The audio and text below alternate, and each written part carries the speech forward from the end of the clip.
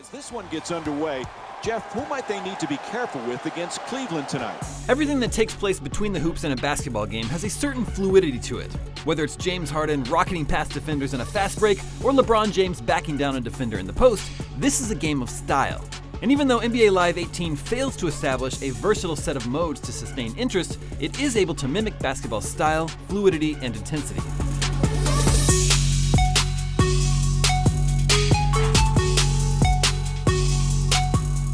Relative to other NBA games, Live 18's controls are pretty simplified, and it didn't take longer than a game or two to get the hang of things. If a player hits the lane at full speed, you can expect them to throw down a dunk or layup without more than a button press on your part. If you want to pull up for a three-pointer, the player will do just that. This grants a certain feeling of control over their motion, but they've also got minds of their own. Unfortunately, the lack of animations in NBA Live 18 prevents any kind of realistic transition game from taking place. Instead of players dealing with the contact and finding a way around it, they'll stop in their tracks, halting any realistic momentum. It also results in some frustrating tendencies, like players frequently losing control of the ball for an easy steal or block. NBA Live 18 does a pretty good job of capturing the real-life feeling of some of the NBA's biggest stars, though. For instance, it's no problem to pull up in transition or blow past defenders with Russell Westbrook. Similarly, bigs like Andre Drummond can easily bully potential rebounders and create space in the post. And unlike in NBA Live 16, most of the players actually look like themselves this time. Guys like James Harden especially resemble their real-life counterparts. While NBA Live 18 has a variety of game modes to choose from, they are largely too shallow to invest much time in.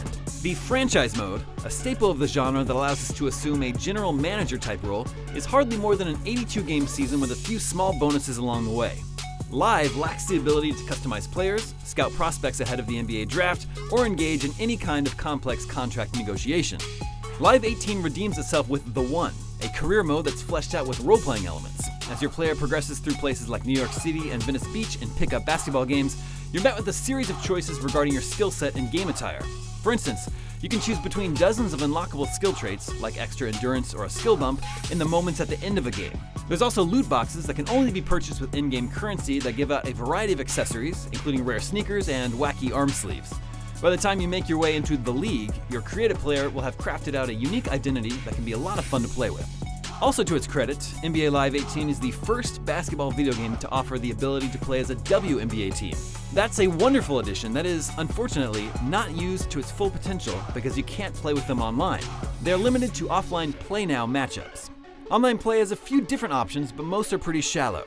Instead of custom matches versus friends, you're forced to play ranked battles with predetermined settings.